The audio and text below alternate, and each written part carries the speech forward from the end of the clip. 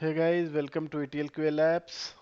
आज हम लोग देखेंगे कि if somebody is working into manual testing or web-based testing or the person is working into some other technology, for example networking में या production support में या something other profiles, अगर somebody is working, right, how can he convert, or how can, what is the roadmap for his career path to ETL tester? वो कैसे अपना ETL testing या data warehouse testing में जा सकता है, right?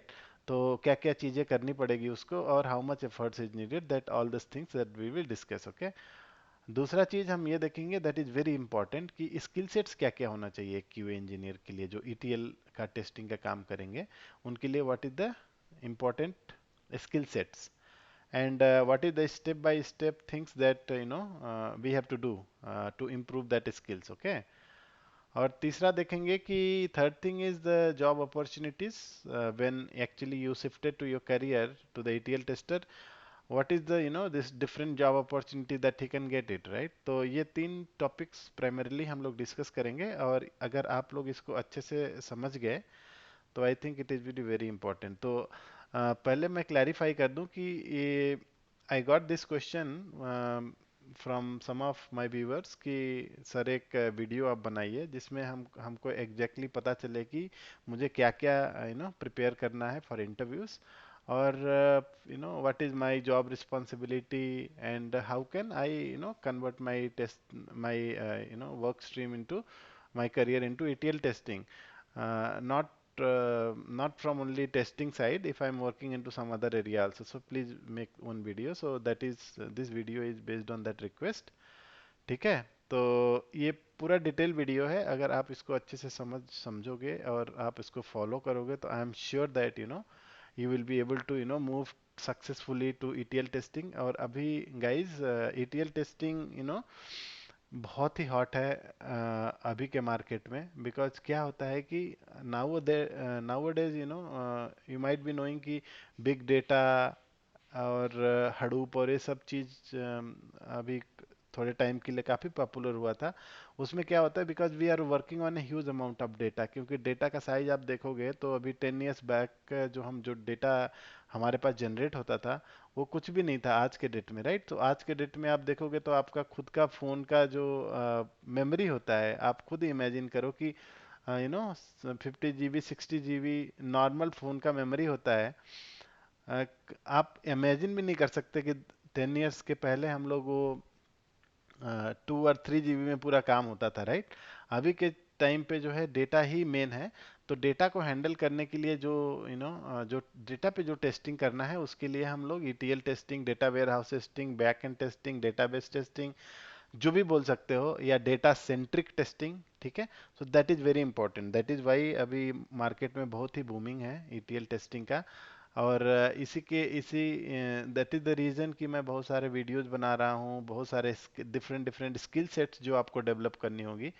और just to help you guys कि अगर आप लोग ऑलरेडी इंडस्ट्री में काम कर रहे हो या आप लोग फ्रेशर भी हो, and you want to really move yourself to the ETL testing world, again right, testing ही करना है आपको, but then this is very specialised testing. तो अगर आपको ETL आता है या data warehouse Unix testing आता है तो आप डेफिनेटली किसी भी टीम में आप एब्जॉर्ब हो जाओगे, because this is very skill set and niche skill set, right? So that is the reason. और फिर we will discuss second point is कि स्किल सेट्स क्या क्या होने चाहिए and how to develop it detailed. मैं एग्जैक्टली डिटेल बता दूंगा कि आपको क्या क्या चीज़ें प्रिपेयर करनी पड़ेंगी। और third thing is job opportunity, right? So let's start guys. तो फर्स्ट टॉपिक जो था हमारा, road map to ETL QA engineer, right? So what is happening is, okay, so what I am assuming here is a person is able to give at least 2 hours of dedicated efforts. When I say dedicated efforts, you are 100% focused on learning that part, right? So that I'm considering 2 hours. If you are working, then with work also you can dedicate 1 hour in the morning or 1 hour in the evening or however you want, right? 2 hours in the night also. That is based on your comfort, right? How you want to do it. but I'm assuming that you are spending 2 hours every day to learn all these skill sets, right? And if you are if you are spending 2 hours every day, I would say that the total time in pessimistic way, not very optimistic way. Optimistic can be, you can even 2 hours based on your learning capability.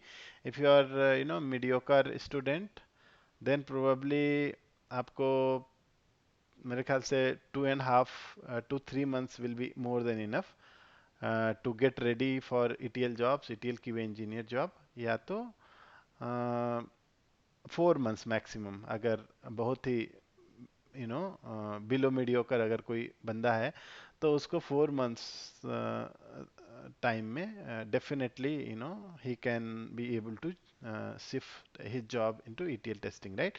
सो ऐसा नहीं है कि guys 3 या 4 months ही होगा, you can, वो based on आपके efforts के ऊपर होता है। तो मैं बोल रहा हूँ कि this is again I'm assuming that you are only spending 2 hours every day. If you are spending more hours, then it might be 1 month or 1.5 month also, right? तो ये आपके ऊपर है।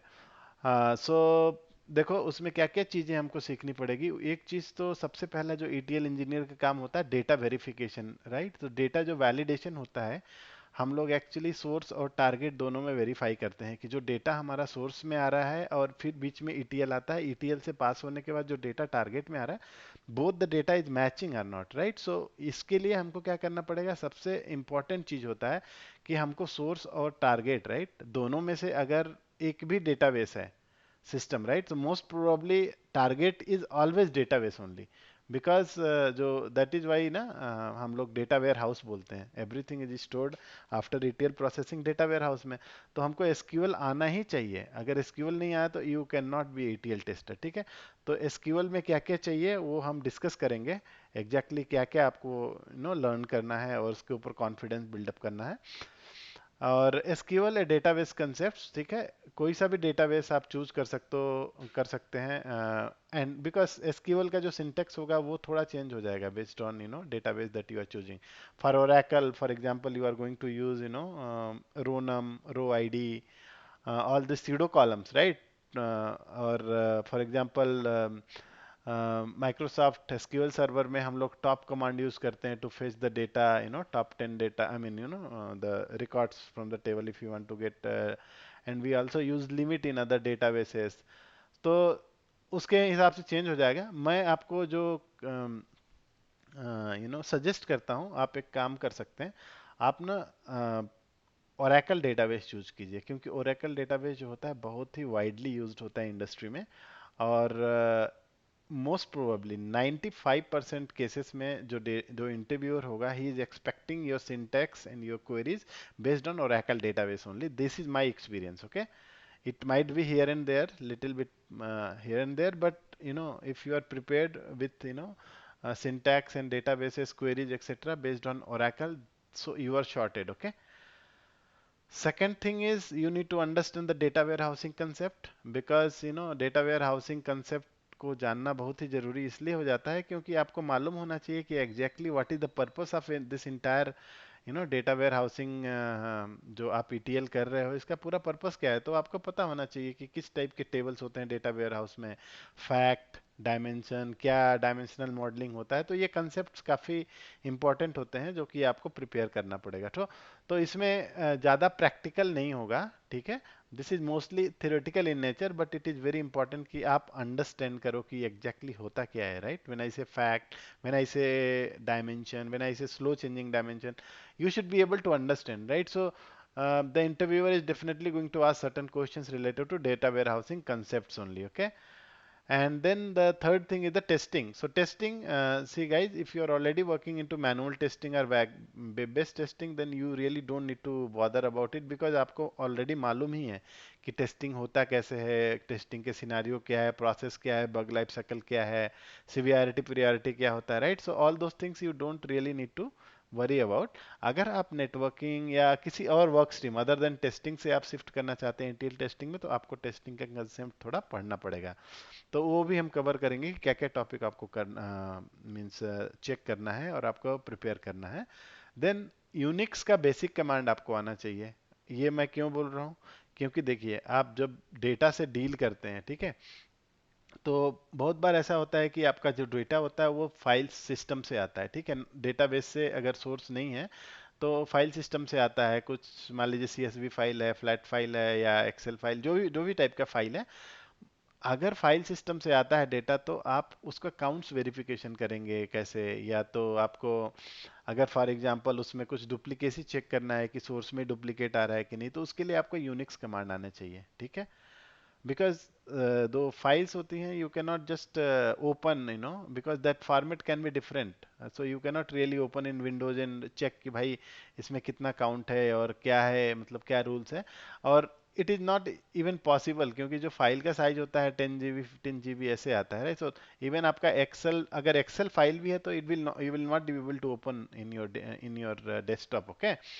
इसीलिए यूनिक्स कमांड चाहिए। तो यूनिक्स क्या है, एक ऑपरेटिंग सिस्टम है लाइक विंडोज ओनली, बट उस कमांड्स का यूज करके you can search in the file, or you can do any manipulation with that file, okay, from where the data is coming as a source, right। तो Unix के basic commands आने चाहिए आपको। And then ETL के concept आने चाहिए। ETL के concept मतलब अगर आपको कोई टूल आता है, for example very popular tool in ETL is Informatica, right. तो इन्फॉर्मेटिका अगर आपको समझ में आता है कि एग्जैक्टली उसमें होता क्या है, when you run the job, उसमें क्या होता है, डेटा सोर्स से आता है, देन टारगेट में जाता है, ठीक है। बीच में ट्रांसफॉर्मेशन होता है। ट्रांसफॉर्मेशन क्या क्या होते हैं, जैसे फिल्टर हो गया, राउटर हो गया, या आपका अपडेट स्ट्रैटेजी ट्रांसफॉर्मेशन, कुछ भी ट्रांसफॉर्मेशन, मतलब उस डेटा के ऊपर जो भी हो रहा है, जैसे क्लीनिंग हो रहा है या इनरिचमेंट हो रहा है, वो सारा चीज़ें आपको समझ में आनी चाहिए, ठीक है। तो वो भी एक कंसेप्ट है। और मतलब आप कंसेप्ट को समझो, और मैंने कुछ वीडियोस भी बना के रखे हुए हैं इन्फॉर्मेटिका में जो आपको बहुत इंपॉर्टेंट होगा।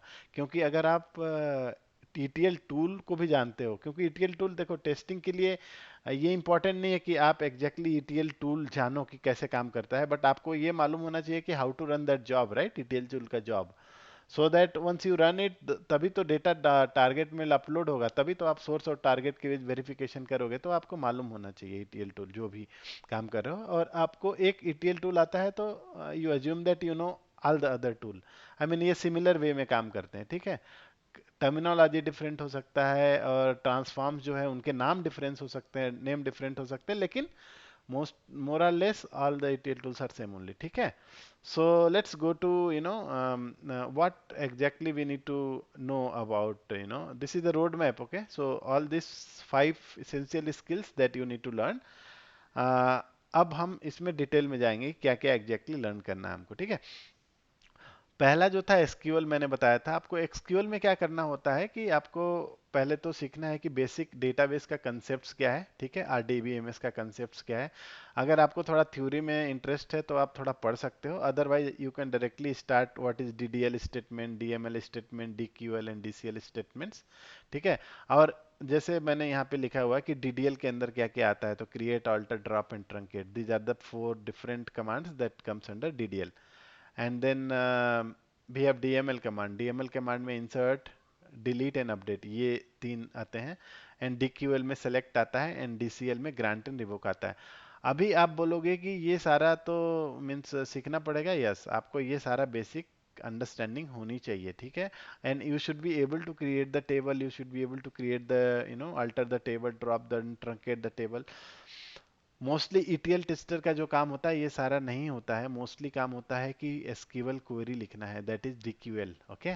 Select query only you have to write, because you are actually not inserting anything, you are rather verifying the data between source and target. तो आपको मोस्टली सिक्वल सेलेक्ट स्टेटमेंट्स लिखने आने चाहिए। This is called SQL query, okay. But the what is important here is, if you know DDL, DML, DQL, this will make your life very easy, because many times आपको क्या करना पड़ता है जब testing करते हो, तो उसमें आपको डेटा खुद भी डमी डेटा इंसर्ट करना पड़ता है, ठीक है। इंसर्ट करोगे सोर्स में, देन ETL जो आप रन करोगे फिर टारगेट में इंसर्ट हो जाएगा। तो इंसर्ट करना पड़ेगा, उसके लिए टेबल भी क्रिएट करना पड़ेगा, many things you have to do, इसीलिए ये सारा इंपॉर्टेंट है स्किल सेट्स, ओके। और उसमें कुछ जो इंटरव्यू में जो क्वेश्चंस पूछ सकते हैं, दैट इज मोस्टली, ये तो बेसिक हो गया आपका डीडीएल, डीएमएल, डीक्यूएल एंड डीसीएल, ये बेसिक चीजें आपको आनी चाहिए। एंड देन आपको जो है एफ ए क्यू मतलब frequently asked question in interview, joins के बारे में आपको मालूम होना चाहिए। इनर ज्वाइन क्या होता है, आउटर ज्वाइन में left outer join, right outer join, full outer join, you know, inner join, self self join, ये सारे ज्वाइंस क्या होते हैं, how do they work, right. तो आप मतलब क्या कर सकते हो, आप एक ओरेकल डेटाबेस जो अपना यू नो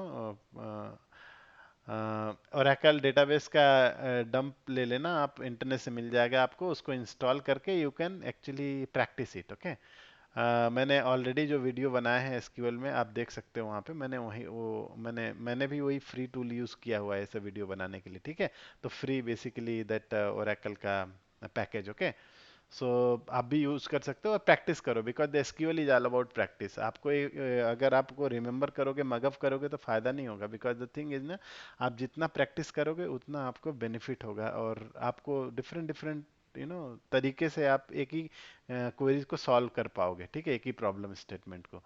सो ये पढ़ना। और देन ग्रुप बाई जो होता है ना, वो ग्रुपिंग करने के लिए, सिमिलर काइंड ऑफ डेटा को ग्रुप करने के लिए यूज करते हैं। ये एक क्लॉज होता है एसक्यूएल में। अम, तो ये बहुत ही इंपॉर्टेंट है, इससे बहुत सारे क्वेश्चन बनते हैं। फॉर एग्जांपल एक क्वेश्चन जैसे हो गया कि भाई आप ना कंपनी में एम्प्लॉय काउंट करो बेस्ड ऑन द डिपार्टमेंट, तो एचआर डिपार्टमेंट में कितने हैं, फॉर एग्जांपल आईटी में कितने हैं, टेस्टिंग में कितने हैं, ऐसे अगर आपको पता चलना करना है तो आपको ग्रुप बाय स्टेटमेंट का यूज करना पड़ेगा, जॉब जॉब आईडी मतलब जॉब टाइप पे, राइट। तो इसीलिए ग्रुप बाय का बहुत इम्पोर्टेंस है, और ये आपको आना ही चाहिए। फिर केस स्टेटमेंट यूज करना है, case statement is like if then if else condition उसमें डालना है, तो ये एसक्यूएल में इसको केस स्टेटमेंट यूज करते हैं। सब स्ट्रिंग जो है, अगर आपको कुछ एक फील्ड दिया हुआ है, अ, उसको कैसे आप सब स्ट्रिंग यूज करके मतलब you can manipulate that particular string. For example अगर आपको नेम फील्ड दिया हो, फर्स्ट नेम लास्ट नेम एक ही में दिया हुआ है नेम फील्ड, अगर उसको सेग्रीगेट करना first name last name, you can use the sub string, okay, function.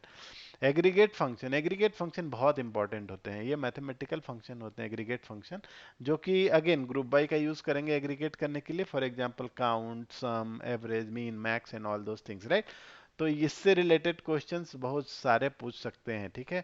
Keys keys में प्राइमरी की, फॉरेन की, अल्टरनेट की, कैंडिडेट की, ये सारे का डेफिनेशन मालूम होना चाहिए आपको, कैसे यूज करते हैं, क्या रिलेशन होता है, रेफरेंशियल इंटीग्रिटी क्या होती है। तो वो कंस्टेंट्स में आ जाएगा, कंस्टेंट्स में जैसे not null, null constant, primary key, foreign key, integrity, referential integrity and all those things यहाँ पे आ जाएंगे, नॉट नल कंस्टेंट, ठीक है, चेक कंस्टेंट। फिर एनवीएल क्या होता है, इफ कुछ वैल्यूज जो है किसी कॉलम में हमारा वैल्यू नल आता है, तो उसको हैंडल करने के लिए एनवीएल या एनवीएल 2 यूज करते हैं। तो ये सारे कुछ बेसिक जो कि जरूर इंटरव्यू में पूछेंगे। अगर आप इससे रिलेटेड सारे क्वेश्चन अगर सॉल्व करते हैं तो 100% आप, आई विल से 95% डेफिनेटली आप इंटरव्यू क्रॉस कर जाएंगे, ठीक है। लेकिन ये सबको समझने के लिए आपको ये सारे चीज आएगा, because these are the basic things, right, DDL, DML, DQL, DCL, ठीक है। अब हम अगला स्किल सेट्स देखेंगे, ये तो एसक्यूएल के बारे में हो गया। तो अगर आपको एसक्यूएल का सीरीज देखना है, मैंने अभी फिलहाल 2 वीडियो बना के रखा हूँ ऑलरेडी, मैं उसको और भी बनाऊंगा, ठीक है, और भी डीडीएल, डीएमएल, डीक्यूएल इससे रिलेटेड मैं एक्चुअली अच्छे से एक सीरीज बनाने को सोच रहा हूँ। तो मैं वो भेज दूंगा। लेकिन फिलहाल अगर आप इंटरव्यू की तैयारी कर रहे हो, अगर आपको नियर बाई कुछ इंटरव्यूज प्लान है, तो आप मेरे वो 2 वीडियो देख सकते हो जो मैंने बनाए हो डेटाबेस पे, तो आप मेरे प्लेलिस्ट में जाके डेटाबेस के उसमें आप देख सकते हो, ठीक है। तो आप वो देखिए। फिर हम दूसरा डेटा वेयर हाउसिंग कंसेप्ट पे भी मैंने थोड़े वीडियो बनाए हैं, आई थिंक मैंने 2 ही वीडियो बनाए हैं अभी तक, ठीक है।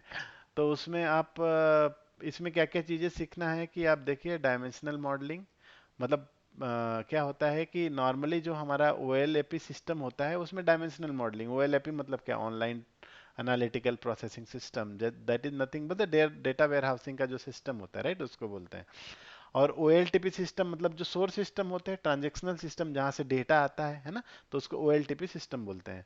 तो हम जो डेटा वेयर हाउसिंग का जो मॉडलिंग होता है उसको डायमेंशनल मॉडलिंग के यूज करते हैं, और उसको हम लोग फैक्ट और डायमेंशन दो टाइप का टेबल में डिवाइड करते हैं। लेकिन जो हमारा OLTP सिस्टम होता है उसमें हम लोग का जो ये रहता है, हमने इसके ऊपर भी एक आध वीडियो बनाया है कि OLTP और OLAP सिस्टम क्या होता है, आप देख सकते हैं।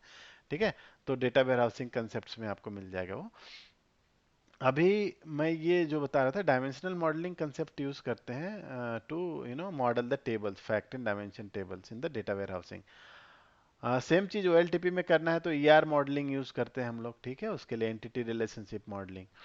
और दूसरा आपको ये पता होना चाहिए कि एग्जैक्टली डेटा वेयर हाउस क्या होता है, क्या पर्पस होता है, और how it is different then data marts. ये भी एक क्वेश्चन पूछ सकते हैं, तो ये भी थोड़ा आप प्रिपेयर कर देते हैं। OLTP एंड OLAP मैं बोला जैसे पहले कि ये ऑलरेडी मैंने वीडियो बना के रखा हुआ, अगर मेरी वीडियो देखेंगे डेटा वेयर हाउसिंग से रिलेटेड उसमें मिल जाएगा आपको। फैक्ट एंड डायमेंशन, इसके लिए भी मैंने एक बहुत ही डिटेल्ड वीडियो बना के रखा हुआ है, तो आप उसको आप चेक कर सकते हैं। ये भी मालूम होना चाहिए आपको, मतलब वेरी इंपॉर्टेंट कि जब भी आप इंटरव्यू के लिए जाएंगे जरूर पूछेंगे कि डेटा वेयर हाउसिंग कंसेप्ट में फैक्ट एंड डायमेंशन होता क्या है, आप बताइए। ठीक है, तो उसके बाद आपका sorry one second, yes, dimensional dimensions क्या होते हैं, slow changing dimension, fast changing dimension. इसमें भी I have prepared one video, you can go and watch, right. So slow changing dimension I have covered type 1, type 2, type 3। और ये बहुत important question होता है, type 1, type 2, type 3, slow changing dimension. Almost, if they are looking for data warehousing tester or ETL tester, they will definitely ask. तो ये भी अच्छे से आप पढ़ो और प्रिपेयर करो। फिर फैक्ट टेबल्स क्या होता है, I will try to prepare some content about this. Fact tables, type of fact क्या होते हैं, summary fact, or different type of fact tables are there. Okay, fully additive, semi additive, additive, all those kind of fact tables are there, so आप वो भी देख सकते हो।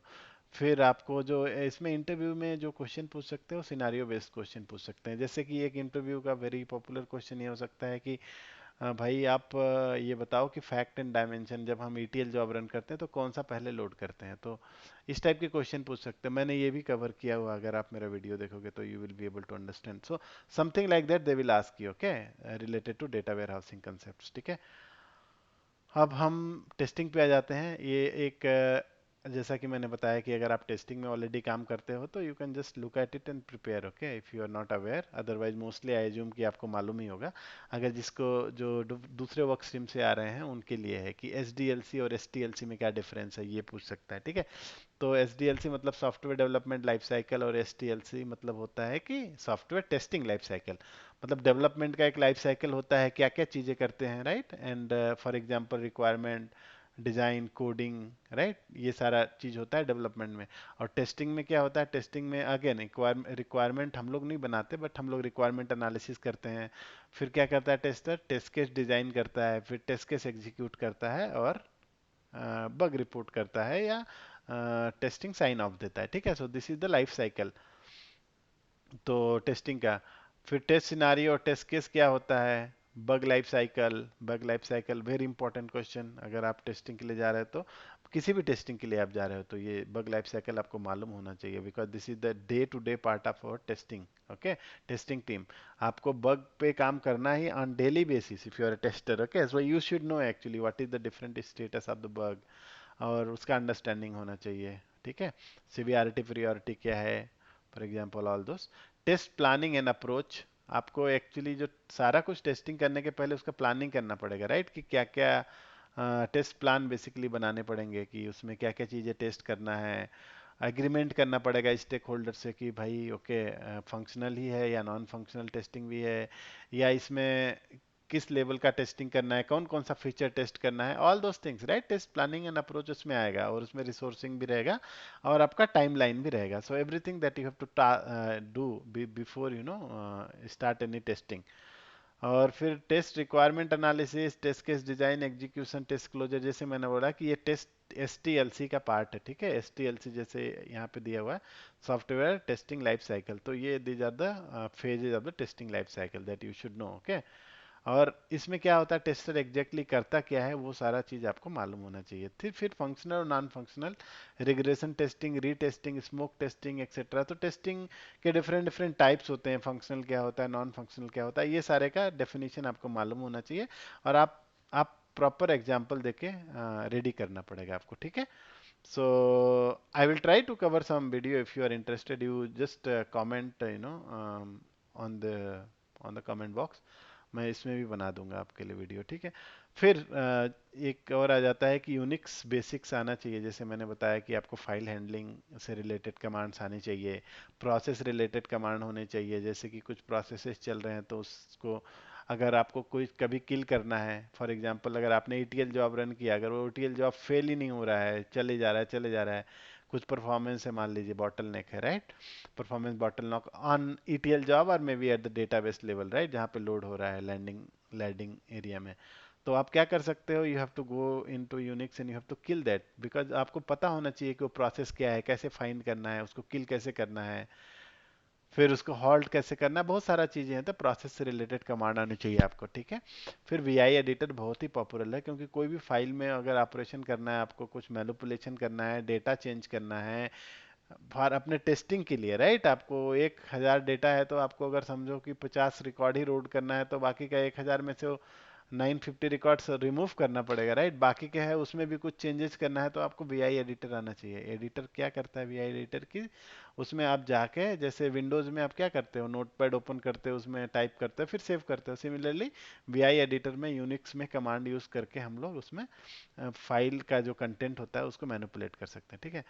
Top commands जो इंटरव्यू में पूछ सकता है वो होता है ग्रेप, होता है ग्रेप किस लिए यूज करते हैं, to find the pattern in a file और समथिंग।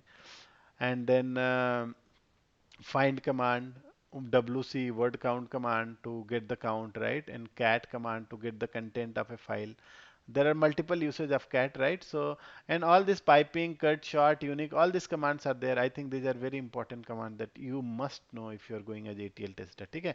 मैंने काफी सारे वीडियोस बना के रखा हुआ है, इनफैक्ट आप मेरा अगर यूनिक्स का ट्यूटोरियल देखेंगे तो you will come to know Unix और लिनक्स, राइट। सो आप अच्छे से ये तैयार कीजिए और इसको प्रैक्टिस भी करना है आपको, ठीक है। तो अगर आपको कुछ प्रॉब्लम आ रहा है तो आप मुझे बताइए, आपको कुछ हेल्प चाहिए कि कैसे यूनिक्स इंस्टॉल करना है एक्सेट्रा, तो I can guide you. But then you can also go for online editor, right, online Unix का एडिटर, वहाँ पे भी आप प्रैक्टिस कर सकते हो कमांड्स को, ठीक है। But this is one of the must have skills for any ETL tester, ठीक है। फिर जैसा कि मैंने आपको बताया कि ईटीएल प्रोसेस और टूल, एक तो टूल आपको आना ही चाहिए, ठीक है। या तो आप कोई सा भी, बट बहुत ही पॉपुलर मैं आपको टूल बताऊंगा कि इन्फॉर्मेटिका अगर आप सीख गए तो most of the interviewer, 95% interviewer will ask you, expect your answer from the Informatica, because that is very popular tool and very powerful tool. तो इन्फॉर्मेटिका टूल से रिलेटेड आपको थोड़े से ट्रांसफॉर्मेशंस पता होने चाहिए, ठीक है। तो ईटीएल प्रोसेस क्या होता है और उसमें कौन कौन से ट्रांसफॉर्म होते हैं, जैसे filter, shorter, router, update strategy, और बहुत सारे डिफरेंट डिफरेंट ट्रांसफॉर्मेशंस होते हैं जिसको यूज करते हैं हम लोग ईटीएल ट्रांसफॉर्म करने के लिए, राइट। सो ये सारे टूल्स के बारे में है। एक टूल आपको थोड़ा बहुत मालूम होना चाहिए। तो मतलब I am not saying you, see you are fresher, you have never got opportunity to work, you will not be able to do it, but then theoretical knowledge is very important, right? So this is what they will ask you, okay? So guys, ये सारा चीज है as part of skill sets, ठीक है। ये सारा आपको तैयार करना पड़ेगा। और जॉब अपॉर्चुनिटी जैसे वेब टेस्टर और ईटीएल टेस्टर, बहुत ही डिफरेंस है। वेब टेस्टर आज के मार्केट में, मैं फ्रैंकली बोलता हूँ, अगर आपको अपना करियर को बूस्ट करना है तो वेब टेस्टर से काम नहीं चलेगा, आपको ईटीएल टेस्टर ही होना पड़ेगा। या तो आपको ऑटोमेशन साइड में भी जाना है तो आपको ईटीएल आना चाहिए, क्योंकि ईटीएल में एक्चुअली हम लोग लाइफ स्किल सीखते हैं, ठीक है। ये जो सारी स्किल्स जो होती हैं, जो भी सीखते हैं हम लोग यहाँ पे, actually you are as equivalent as the developer is, ठीक है। क्योंकि आपको डेटाबेस क्वेरी आती है, ठीक है, आपको यूनिक्स कमांड्स आते हैं, और आपको डेटा वेयर हाउसिंग के कंसेप्ट आते हैं, कैसे होता है फैक्ट डायमेंशन, ये सब, ठीक है। तो एक्चुअली अगर आप ETL टेस्टर के जैसे जा रहे हो तो you should know the coding here, you are actually doing the coding because you are writing SQL query, you are writing the scripts, Unix scripts or shell scripting or Unix command etc. You are actually doing the job as good as the developers are doing. ठीक है, तो आपको ETL tester के जैसे जाना है तो बहुत इंपॉर्टेंट है कि आप ये सारे स्किल सीखें। और बिलीव मी, अगर आपको ETL टेस्टिंग आती है तो आप हर रोल में फिट हो जाओगे। ठीक है, अगर उनको मैनुअल टेस्टिंग का ही रिक्वायरमेंट, हार्डकोर रिक्वायरमेंट क्यों ना हो, आपको लेंगे, क्योंकि ETL टेस्टिंग में आप एक चीज सीखते हो जो टेस्टिंग है, राइट। टेस्टिंग में क्या सीखते हो आप लोग, जो कि अभी आप देखोगे मैनुअल टेस्टर को सिर्फ टेस्टिंग कंसेप्ट आता है। ठीक है, ओनली ही knows this bit only. But as a ETL tester आपको ये सारी चीजें आती हैं। ठीक है, जैसे SQL हो गया, डेटा वेयर हाउसिंग कंसेप्ट हो गया, यूनिक्स हो गया, और ETL कोई टूल पे काम किया वो सारा भी हो गया। ठीक है, तो ये सारी चीजें भी आपको आती हैं। ठीक है ना, तो actually your value is too much enormous in the team, right? And you are really valued by your development team, by anyone, because you are as as good as your developers are, so you will also get lot of respect. Okay, and in terms of job opportunity, wherever you go in today's world, they will definitely ask you, do you know SQL, do you know database, do you know Unix? Definitely they will ask you, right? So if you are looking for your career to shift into testing, go for the ETL testing, and this will have lot of opportunity, and this is having, right? So that's what I am explaining. So guys, this is all about about ETL। मैं इसीलिए चाह रहा था कि आप सब लोगों के साथ ये शेयर करूं, और होपफुली मैं सारा कुछ क्वेश्चन जो भी मेरे एजेंडा में था मैंने ट्राई टू कवर इट। और अगर अभी भी आपको कुछ डाउट हो या कुछ आपको हेल्प चाहिए कि कैसे प्रिपेयर करना है, क्या करना है, तो आप जो है you can always comment on this video, और मैं आपको एज सुन एज पॉसिबल, जितना जल्दी जल्दी हो सके, मैं आपको रिप्लाई करने की कोशिश करूंगा। ठीक है, तो I think this is all I wanted to share with you guys, और hope this is really helpful to you, and we'll see we'll come back with the next video. And until then guys, if you've not subscribed my channel, please do subscribe, and so that you will get the latest video, and hit the bell button so that you will also get the notification. Okay guys, so thank you very much for watching, and see you later with the next video. Until then, happy learning. Bye.